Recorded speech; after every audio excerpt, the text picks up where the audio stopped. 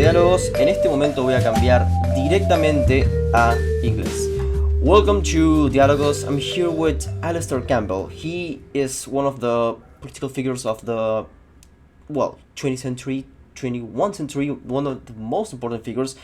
He is a journalist, author, novelist. He was the spokesman for Tony Blair, and he is has so many faces. He also has a podcast, as I do, but it's way better, and I recommend it. That it's The Rest is Politics, and I'm a huge fan of it. So, Alistair, this is an honor for me. How are you? I'm very well. Thank you for having me on your podcast.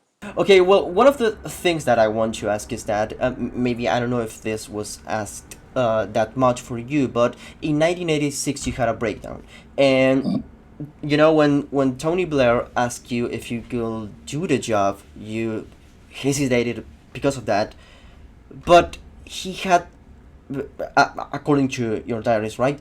He had to have something to persuade you to say yes, you are the guy to do the job. You know.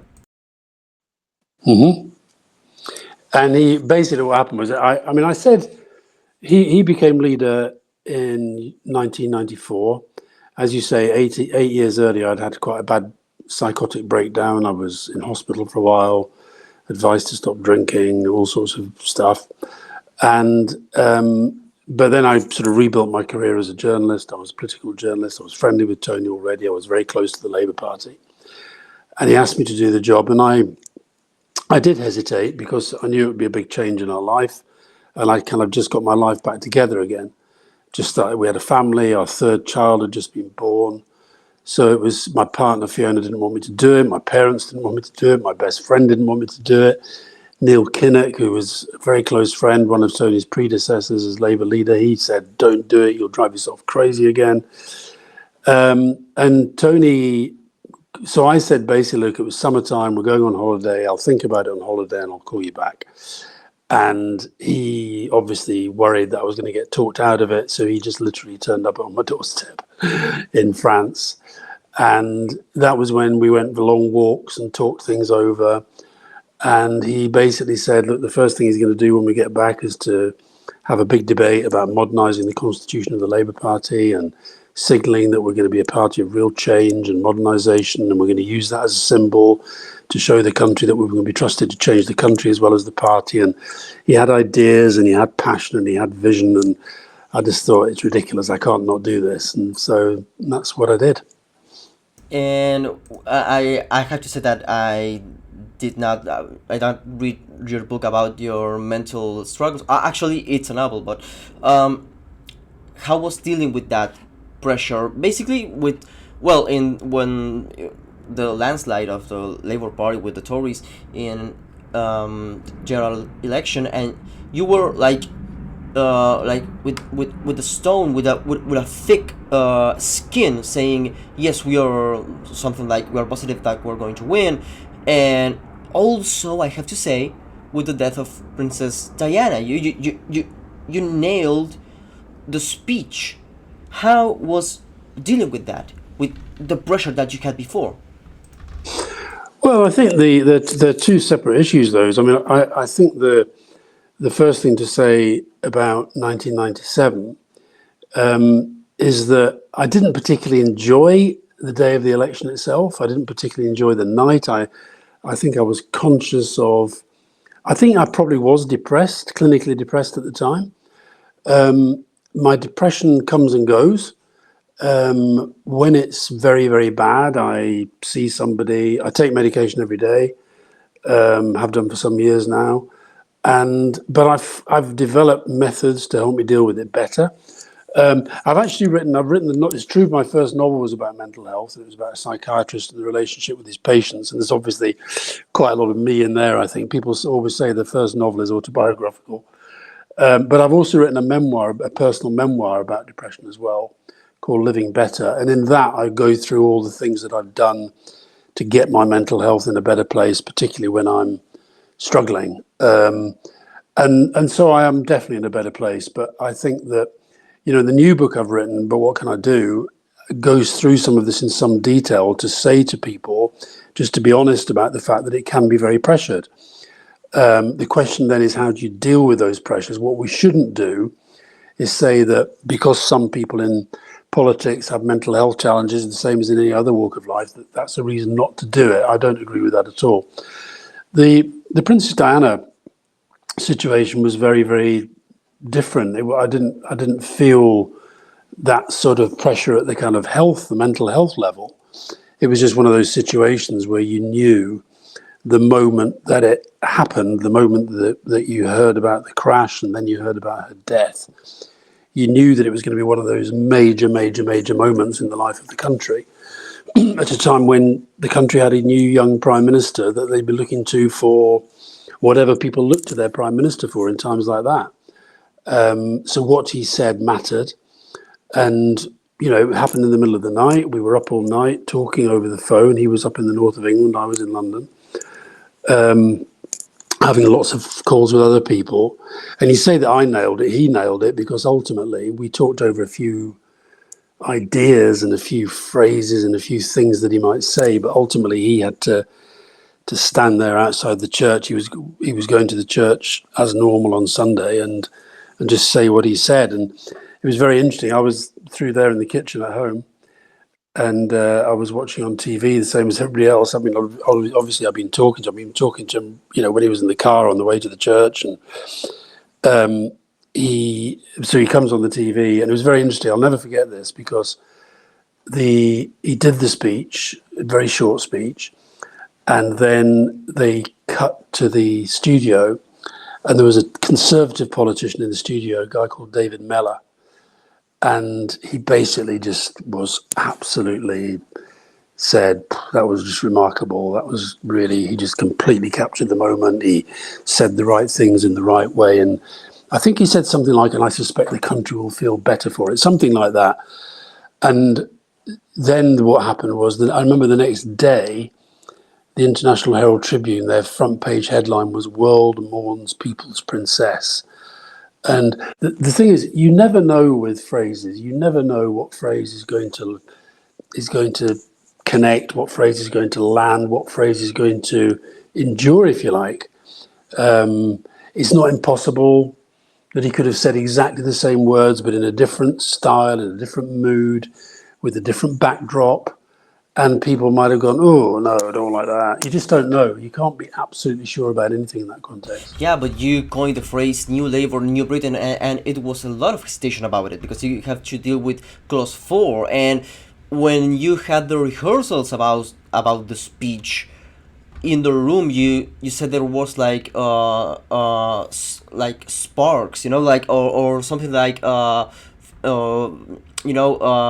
hairs went up for saying something, because you had to rehearse that, and you were talking about the Clause 4. That is something element that is essential for Labour Party. Maybe in Argentina people are not aware of this, but this is essential for not even understanding British politics, but world politics itself. Well, I think it was a big symbolic moment, no doubt about that, and it was one of those speeches that you knew mattered. Again, Tony had just become leader, very young. People had been used to John Smith. I think people were getting used to the idea that John Smith, Tony's predecessor, would be prime minister probably. And along comes Tony, and he wants to be the big agent of change. And the thing about those speeches is, speeches, I don't know, maybe they're less important than they were. I still think they should be very important. The big set piece at a conference, a party conference. And yeah, we did a lot of work on that speech. And the other thing we were desperate to keep it secret. We were desperate to keep it. We wanted the first point at which the media and the outside world knew that we were having this review of the Constitution. We wanted it to be the moment that he said it, not before.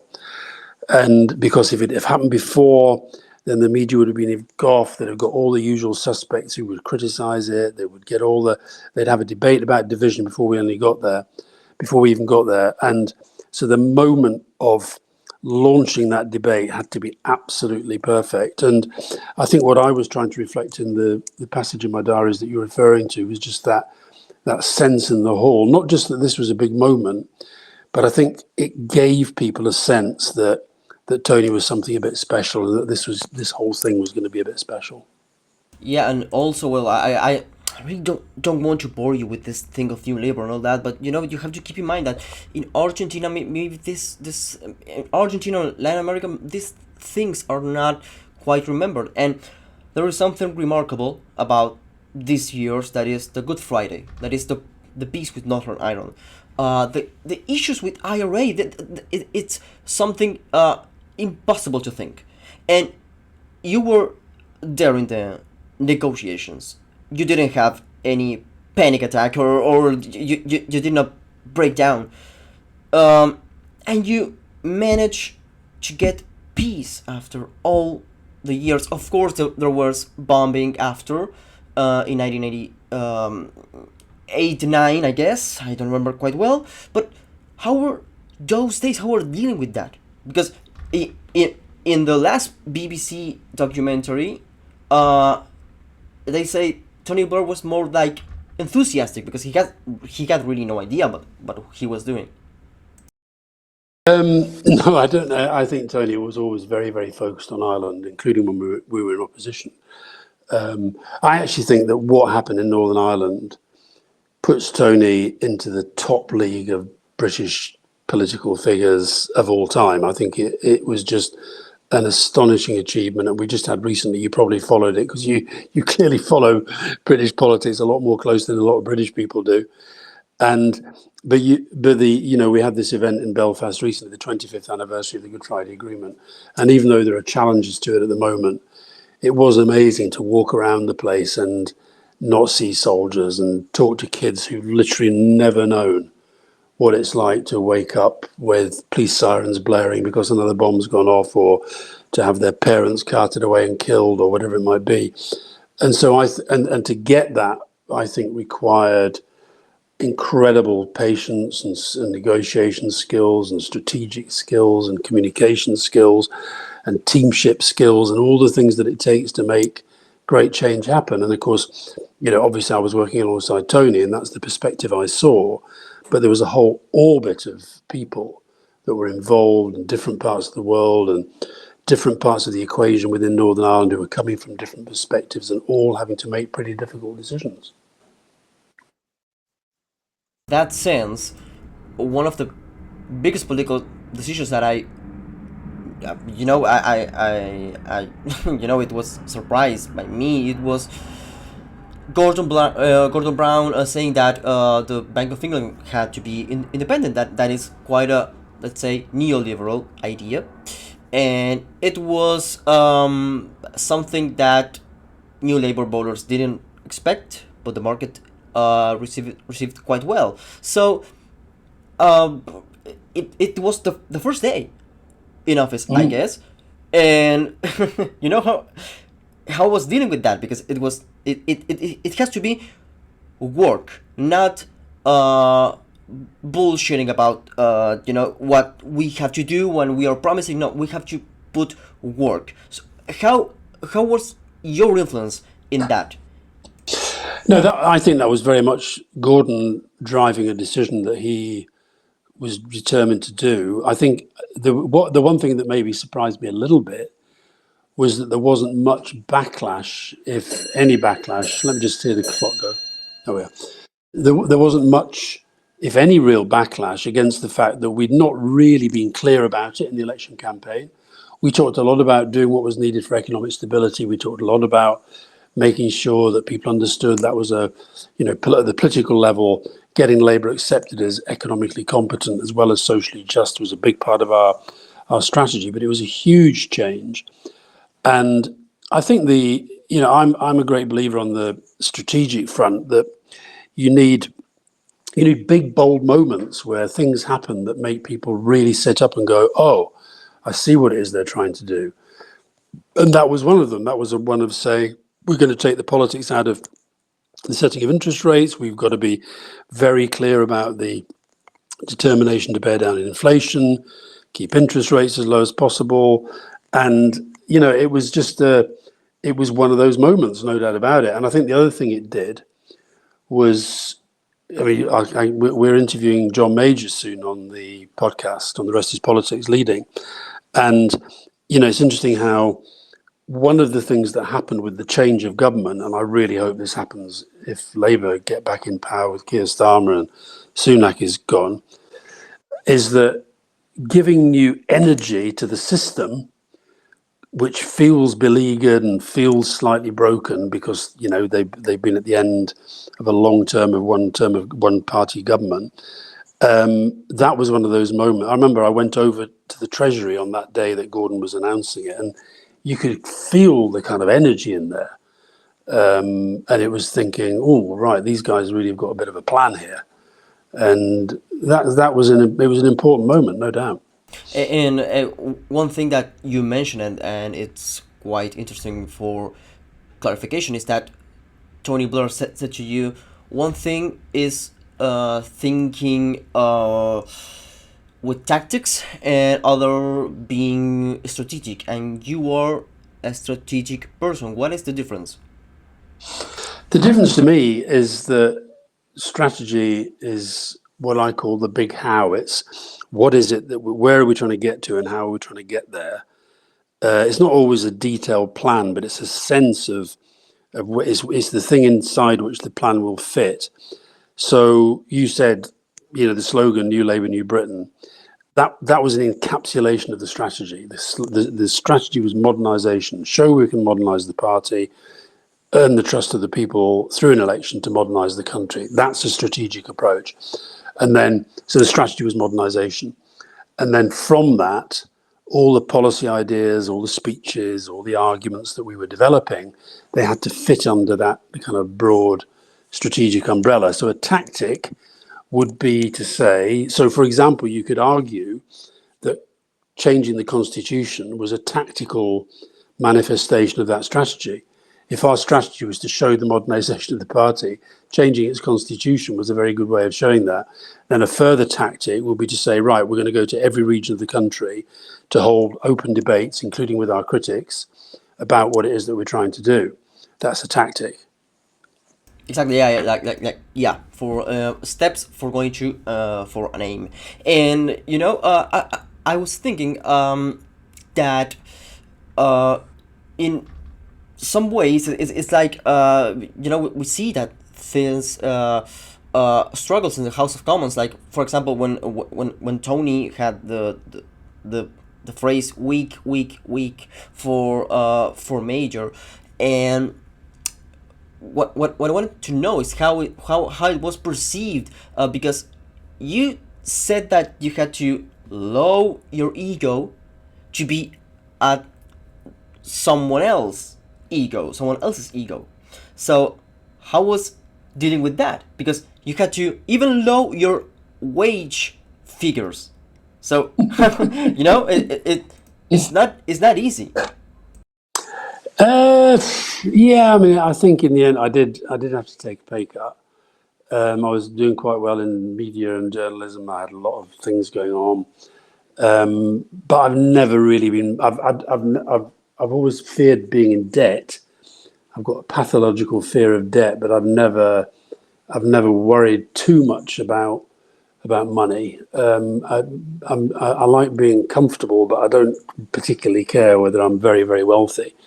I've got no desire to be wealthy. And a lot of people would say that people who live in the kind of house I live in and have the lifestyle I have would say some people would regard it as wealthy, but I've never wanted to be kind of super rich or even rich. But I think that the thing about that's interesting. You picked on that one about we because what I remember about that is that Tony didn't actually enjoy doing that. I think and even now, look, Tony's a pretty tough guy and he can be ruthless, but he doesn't like this sort of personal attack, and he didn't really enjoy that. But it was it was devastating at the time for John Major, because it spoke to a sense of, I've come to have a lot of respect for John Major, but I think at the time you felt it was like a guy who was trying to hold together something that was no longer possible to hold together. At the same time, what I want to know is that how close you and all of the members were to intellectuals or scholars such as Costa Sping Andersen and Anthony Giddens, for example. Well, there were the one thing you definitely get used to is having a lot of people who want to give advice, and I think it's important to try and work out who's giving good advice, whose ideas are worth listening to, and Tony's whole thing about the third way. There's no doubt that there were people, and certainly Tony was definitely Tony Giddens would be right in there among them. There were lots of people who were just feeding in that sense of. I think the where that kind of thing works best. Funny enough, we did an interview this morning, Rory Stewart and I, with Michael Ignatieff. Remember Michael Ignatieff, the Canadian guy who had been an intellectual, an academic, and he went into politics.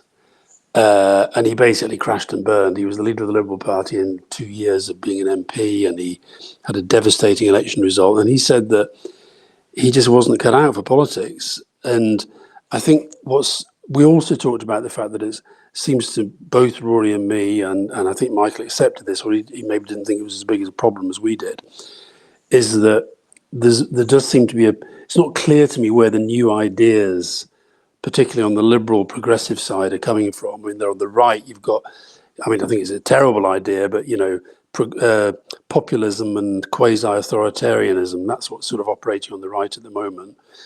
On the left, where do the new ideas come from?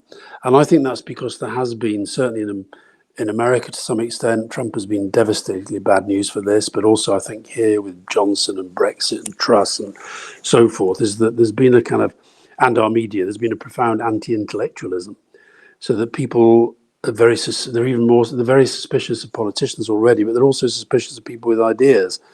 And so I think at the time, with the whole third way thing going on, the intellectual underpinning of that was much more accepted. But I think it was partly because at the head of it was somebody in Tony who could articulate that in a way that didn't sound, it was like some clever professor telling you what to think. Well, I have to say that there are some examples that are, well, not too. They are actually not good examples, but they are examples to actually refute this thing that in Argentina the libertarian movement has a lot of intellectual background about von Hayek, Mises, and all of that, and all of the academia of the liberal in Argentina, the liberal slash conservative.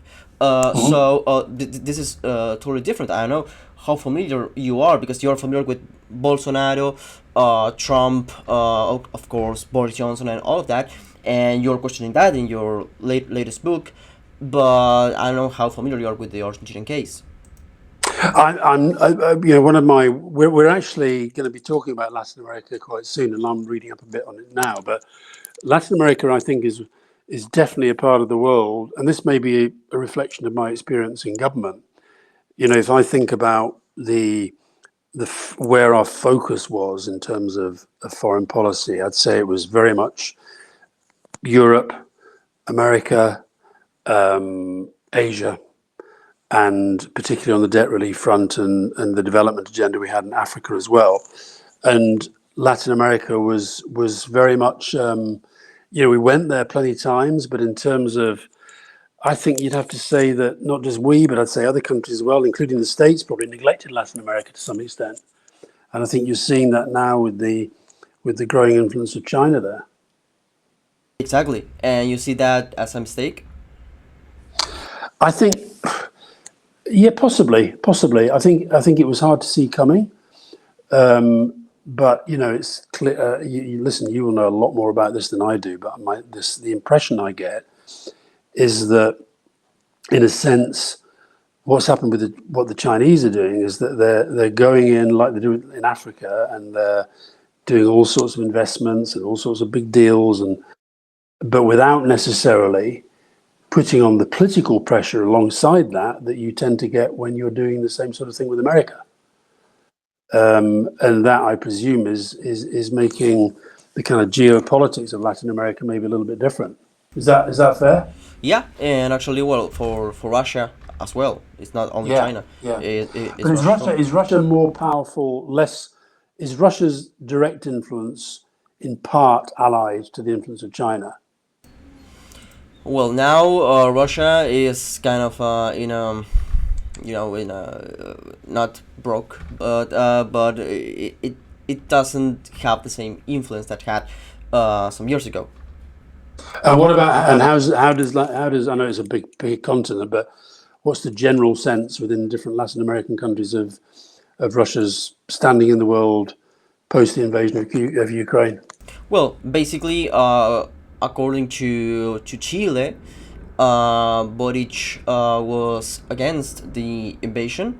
Argentina had a big discussion about it, to be against or to support it.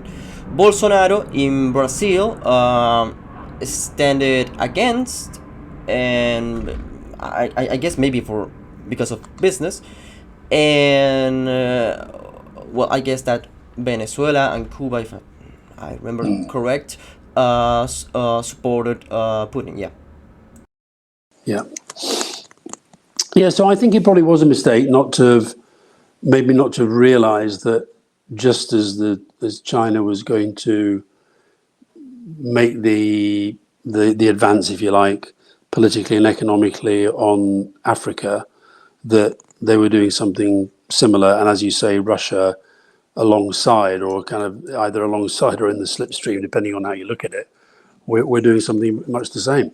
And I'm saying Bolsonaro. I'm not saying left populism or whatever. I'm saying Bolsonaro was against uh, Ukraine.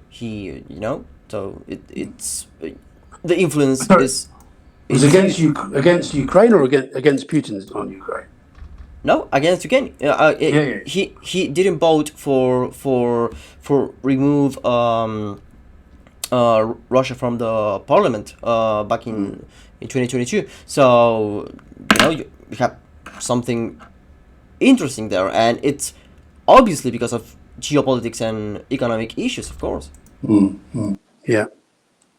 But at the same time, what I wanted to ask is that um, you had for example, Kosovo. What? How do you evaluate that? Because it was a success in the first part, but now you have all these issues with Kosovo again. We had last week Serbians protesting with Kosovo. So there's no chance for peace there, and I don't know how you see that, and if you think that the UN has to intervene or something. Well, we talked about this on our podcast last week because, as you say, I was involved in when the war with Milosevic was going on. And interesting, I think I do some work in the Balkans now, and I work with the Albanian Prime Minister Edi Rama, and he did I thought, a really important interview on the BBC when this was going on. He was saying it looked terrible, which it did. You had, just to give your listeners the background to this, there were local elections in the Serb majority areas in the north of Kosovo, but because they felt they weren't being treated properly at the political level, the Serb population boycotted the elections, which meant that Kosovan Albanians, were elected into these four positions of mayor. I think three were Albanian, another one might have been Bosnian, I can't remember. And so one of them, I think, got fewer than 100 votes in this municipality. And then the Prime Minister insisted that they were legitimately elected. It was the choice of the others not to take part. They should go in to take their office. And they were escorted in there by huge numbers of security people and so forth. And local Serbs, there was talk as well of the Russians being engaged in promoting this. So it turned quite violent, quite nasty, and a few people got very badly injured, and KFOR had to send in another 700 troops. But the point that Edi Rama was making is that actually, when you look at the progress that had been made prior to that in the deal between Kosovo and Serbia, between Albin Kurti, the Kosovan Prime Minister, and Vučić, the Serb president, that actually they had made considerable progress towards a deal, and that they think that he was saying that provided we can get back to that, then this thing can be resolved without too much antagonism going forward. Now, that was maybe an optimistic view, but I thought it was an interesting one.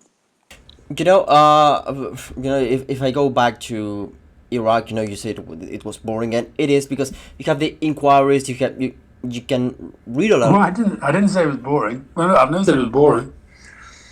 In a radio interview, said it was boring when they asked you about Iraq. Oh, I see. No, sometimes I just feel that with our media, they go through the motions of saying, "Oh, I've obviously got to talk about Iraq," and it's like, I just think sometimes they're doing it because they think journalists think they should, not because they're actually interested in it. Oh, okay, yeah. I'm perfectly happy to talk about it. Okay, what I was about to tell is that two things is that when you talk to Tony Blair 4 years ago or maybe 5, you said, do you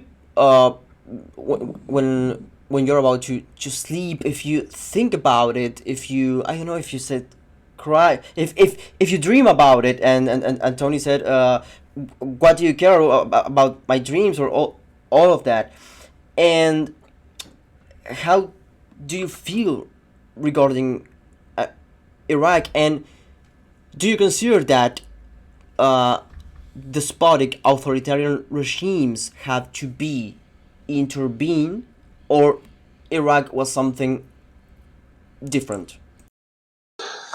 Well, there's a lot in that question.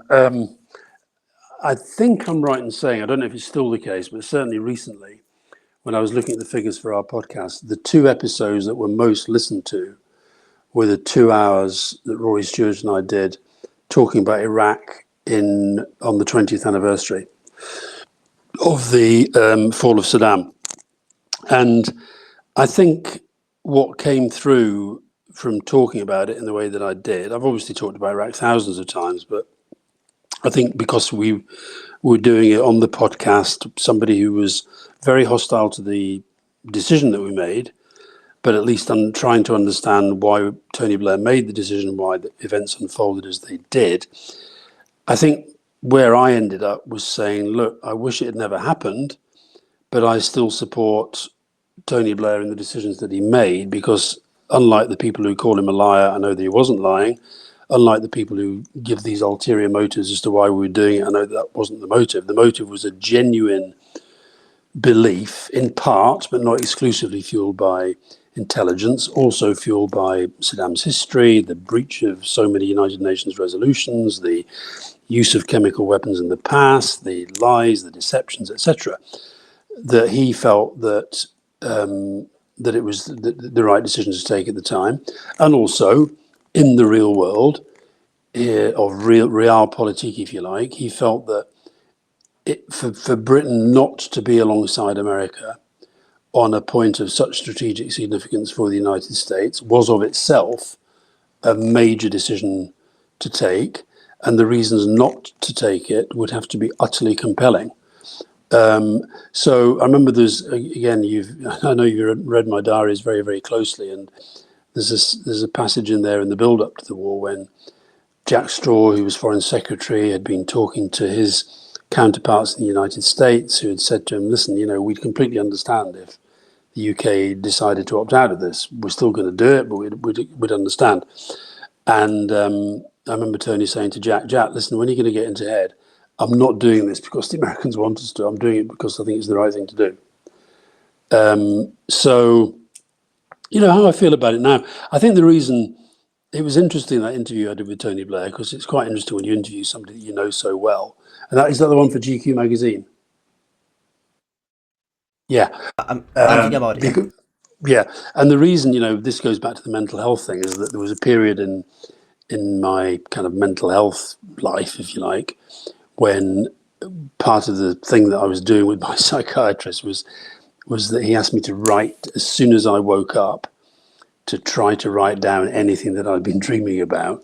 And a lot of it was family and friends and parents and kids and all the stuff that, you know, we dream about, and some of it, but actually, and a lot of my dreams, it turned out, there was a lot of sport in my dreams.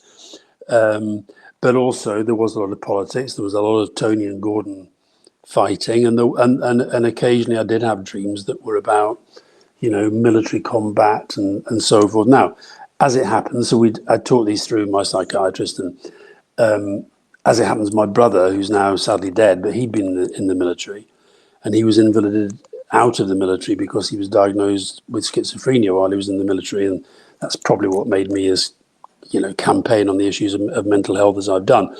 But so the point is, I'm always interested in what people. I think look, dreams, you can take of them as like a horoscope. You can take out of them whatever you want. But that's why I asked him the question, and I can't remember what he said, but he basically said, "Oh, for God's sake, what are you going to ask me about?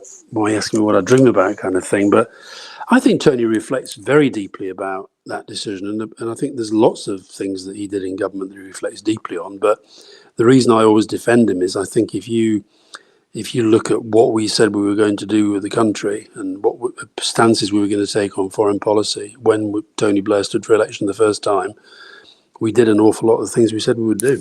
Yeah, but he said that it will be the first generation to not to send our kids to war, and that was a huge impact. Yeah, for sure, for sure. There had been military interventions before that. You mentioned Kosovo.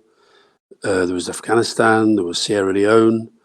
And I think it is when I'm, you know, this is why, although I often get interviewed and get treated at times as, it's like whenever I'm asked about Iraq, I sometimes feel that a lot of people who quiz me about it, it's like they think I'm having to defend the decision as if it was somehow the decision that I took. It wasn't.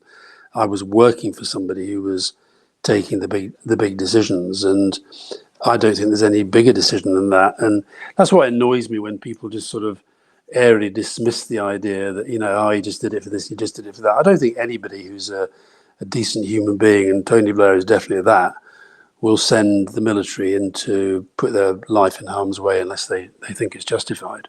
Yeah, but that is what my question was heading to. Is like, if you forget about Iraq, if you have, you know, like a Putin, for example, or if you have like an authoritarian regime, do you think that the right thing to do is to intervene, to try to provide democracy?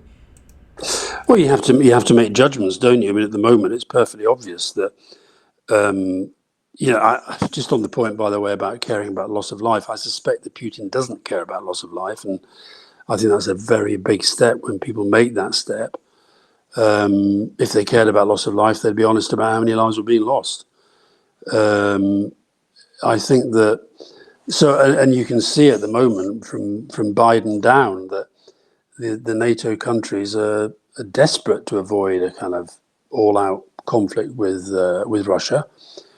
And I don't think anybody's sort of saying there's got to be try and impose regime change and get sort of proper democracy in Russia. I don't think anybody's saying that, because I think they recognize the risks of that. So I think these situations are always going to depend on the politics of the country, the politics of the region, and the broader geopolitical scene, and there's no doubt that is changing.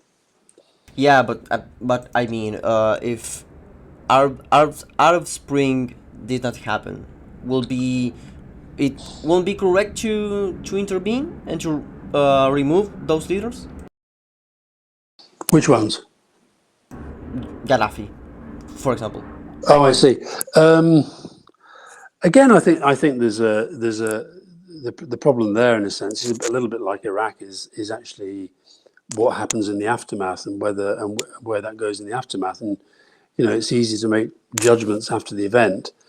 But I think the Arab Spring is a really interesting example of where, through the Western lens, you felt things were really changing and moving in what I would identify as a much more positive direction. But actually, if you look at a lot of those places, the backlash and the way it's gone since, it's not quite as straightforward and it's not quite as clear cut. So, look, I guess this is a long-winded way of saying none of these decisions are easy. We talked about Kosovo earlier. I would argue that was a success in terms of militarily and politically and diplomatically as well. But as you say, there are still problems there. My point is, I think those problems can be resolved. I think in other places you look at, I'll give you, while we're sort of in the Middle East, I do think that when people talk about learning the lessons of Iraq, there's lots of lessons I'm sure that can be learned and should be learned about the planning and about the politics and so forth. But if you think about where I think one of the wrong lessons has been learned relates to Syria. And I think you can partly relate this to what's now happening in Ukraine. And if you bear with me for a couple of minutes, I'll explain what I mean by that. So when Obama was president of the United States and David Cameron was prime minister in the UK, and Obama famously said, if Assad uses chemical weapons, that's a red line. Okay, that is a red line and we will not let him cross it. He uses chemical weapons. Obama wants to put together a military response, but he's seen what's happened to George Bush over Iraq, and likewise the world has seen politically what's happened to Tony Blair over Iraq, and so Obama thinks, well, I don't want to do this on my own necessarily, so I'll start to make a few phone calls, and he speaks to David Cameron, and David Cameron says, yeah, absolutely with you, got to do it, red line, etc., etc. But one of the, again, lessons from the past, Iraq, one of the key moments was Parliament, the British Parliament, giving its consent. A very different Parliament now, a coalition government. Tories don't have a majority. They need some support from the Labour Party. Cameron thinks he can get it, thinks he has it, but then it turns out he doesn't. The vote is lost, and that's it. Britain can't take part. And Obama suddenly decides this may be too tough without the kind of support that Bush had over Iraq. And so nothing happens, but the response that he wanted doesn't happen. Assad is emboldened by that. Putin is emboldened by that. Putin then gets directly involved in a way that was, pretty horrific, and some of the carnage that was caused and unleashed. And David Miliband, our former foreign secretary, and I quote him at length in the new book. He talked about this being the opening of the door to the age of impunity, where people can do things without feeling any sense of comeback. And so fast forward to just a few weeks ago, and there's Assad back in the Arab League. Exactly. But what I was thinking is that in an anthropological sense, do you think that we as the West, let's say that we believe that we have all the answers, and we see, okay, yeah, we with Iraq, yes, if Saddam is removed, they will have free elections. No, it was like the ISIS. We have this guerrilla, this military backlash, ethnical issues. So there was no anthropological understanding of beliefs, of ethnic conflicts. So do you think that this is sort of ethnocentric view that we as West have? I can see there's something in that. I can remember once at Camp David, where Tony Blair was. It was one of the most remarkable meetings I think I've ever been at, because George Bush wanted to take this down the United Nations route. Dick Cheney, his vice president, and others like Donald Rumsfeld, the defense secretary, and the so-called neocons, just thought, we've done enough talking, let's get on with it. But I think Bush saw that for the politics of it and the sustainability and the endurance of what could have been a long campaign, that it was important to at least give it a go down the United Nations route. And he wanted Tony Blair to articulate it for him in a way that was hopefully persuasive of Cheney and the others. And, he was reasonably effective in that. But I remember in the discussion afterwards, I said, And one of the things I liked about George Bush, he was very good at bringing. He didn't just sort of do leader to leader. He liked to hear other people's views and have a sort of discussion around the table and so forth. And I remember saying, I think that when you guys talk about democratization, they don't think you mean democratization. They they think you mean Americanization, and it's not the same thing. I remember Cheney sort of growling and saying, "So why do you say we shouldn't talk about democracy?" And I'm saying, I'm not saying that at all. I'm simply saying you should be maybe sensitive to that as a kind of political reality and how people perceive and receive messages. So I think there is something in that, but I don't think that's a reason not to intervene where you perceive a genuine threat in the way that it was perceived at that time. But you were aware that democracy for the West, and I'm doing this separation, it's not the same as other ethnic groups can perceive For it. sure, for sure, for sure. And it's like, if you go back to Joe Biden's most recent State of the Union speech, I think one of the most interesting passages where he talked about, the battle in the modern world, it's kind of been between democracy and authoritarianism. Now, he's thinking, obviously, of places like China and Russia and Iran and so forth. But he's also talking about America. He's also talking about, the possible return of Trump. And there is you look around the world, this sort of populism. And I say in my latest book that there's some very, very interesting polling showing that for all that a lot of young people are seen to be on the progressive side and passionate about climate and passionate about inequality and helping the poor and all the causes that young people rightly and get involved in most surveys, in terms of which generation is most likely to be tempted by hard right authoritarianism, a lot of them are quite young. But how do you explain the victory of Labour in the last elections? Because I can say that in Argentina we have, of course, the right wing is going to win in October. The left is going to lose in Chile. Well, Bolsonaro was a disaster in Brazil. Of course, he was going to lose. But we see more and Trump. It's obvious that he's going to return, or Mike Pence is going to win. So, how do you explain this? It's labeled like a black swan or something. Would you say that again? Who's going to win in Argentina? The right wing. Is that for sure? Yeah, for sure. Yeah. And Chile? The right. Yeah, Boric is going to lose. Yeah. Okay.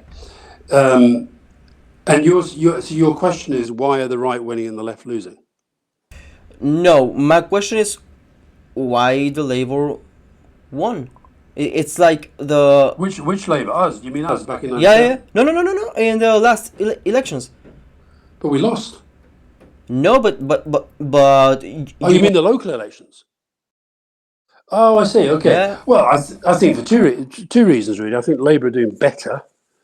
I still don't think they're really where they need to be to win a general election convincingly, but they're doing better. And also, we've had 13 years of Conservative government and 5 prime ministers, and nothing much has got improved. So I think it's a combination of those two things.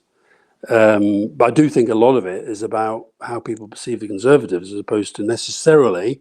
I think it's improving. I think Keir Starmer's a lot better than Jeremy Corbyn. The Labour Party's in a lot better place. But I think it's maybe because the Tories on this for the UK.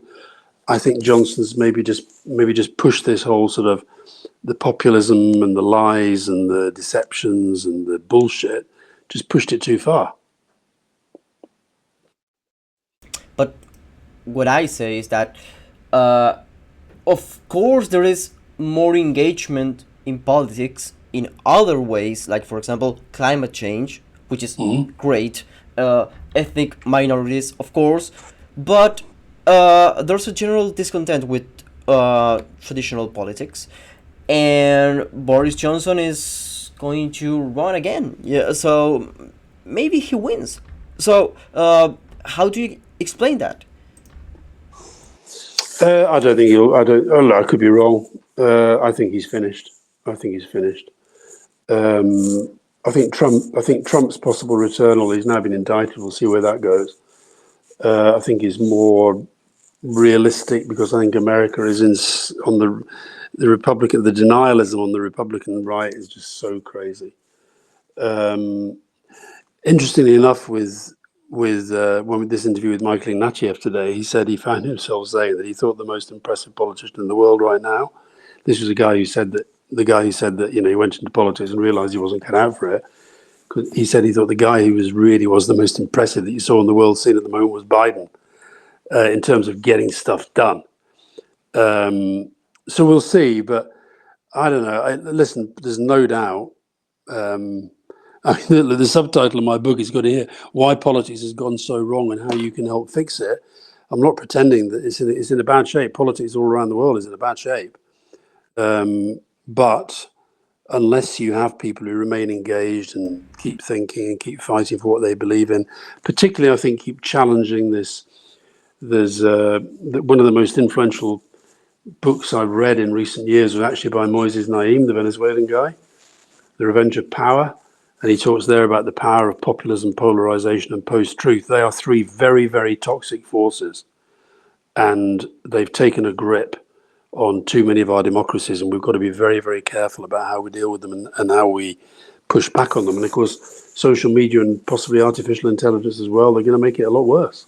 I think that Argentina is really not the case. We see a lot of engagement in the officialist party, which could be Peronism, or right now the alliance, the coalition, sorry, Frente de Todos, and the same with Juntos por el Cambio, and the far right with the liberals, or conservative. So I see a lot of engagement, and a furious debate. I mean, it's not, of course, as Bernard Manan said years ago, we are not like Tories and Labour or Democrats and Republicans. Here we have a lot of parties, a lot of coalitions, but people are engaged and they are sick of traditional politics, but they are participating as well. So I know what you mean, and I agree with you, but I don't see that in Argentina. Okay. Well, listen, you live there, I don't. You know it, I don't. But I think that's what has to happen, is that engagement has to be turned into at least an understanding. You have to get your hands on the traditional levers of power to make change. And that campaigning and that protest and that engagement has to ultimately get to that. So how that happens, I don't know, in the Argentinian context. But here, I sort of feel, I could be wrong about this, but I feel the driving narrative in the country at the moment is we've got to get this government out. And that's not just somebody as a Labour person saying that. I think there comes a point in the life of a country where people just think, do you know what? It's not just that we're stuck, we're going backwards. And even though Sunak he gets a lot of credit for not being Johnson and not being Truss, but that's such a low bar. That's such a low bar of leadership. So we'll see. And how was dealing with this Malvinas/Falklands issue with what you have many governments, Fernando de la Rúa, Eduardo Dualde, Nestor Kirchner, Cristina Kirchner. How was dealing with that? I remember when, I was a journalist when the war was on, the Falklands War. It was never, in our time in government, I felt whenever we were dealing with Menem, I can remember a meeting with Menem in Downing Street. Menem before De La Rúa, yeah. Yeah, and I can remember Menem, it was almost like he was raising it, but it was, I think, more in the sense of, I have to raise this, I have to discuss this, I have to talk about it. So I never felt that it was an issue that was high up the agenda. Now, and I think that, it's obviously one of those things. There's a legacy to it that can be quite difficult to manage, but it was never something that I felt that was was giving us great, difficulties. Listen, I'm going to have to. I've got another call in. What time is it? I've got. Okay, yeah. Okay, yeah. Well, No, just 1 second. I've got about 4 minutes, if that's okay. okay, yeah. And Yeah, great. I have to do the last question. Is going to be the most difficult of all, because I have to ask you for a song for the people on Spotify, a song that you like. Please, not the Beatles. I see John, but the copyright is going to kill me. One movie and one book. Oh my God. Okay. Book. I'm not allowed to pick my own, am I? Team of Rivals, Doris Kearns Goodwin. We go for that. Okay. That's about Abraham Lincoln. Music. I'm going to go for Jack Brel. Excellent. Quand on n'a que l'amour. Excellent. Yeah. Jack Brel, When There Is Only Love. And for film. The Blair Years. Are you guys by the BBC? Yeah. No, Yeah. No. Yeah. For me, a film's got to have a great story, and it's got to have music. I'll tell you a great. If you want an older film, I'm going to give you Lady Sings the Blues with Diana Ross, and I'm going to go for a more recent film. I'm going to go for Elvis. Okay.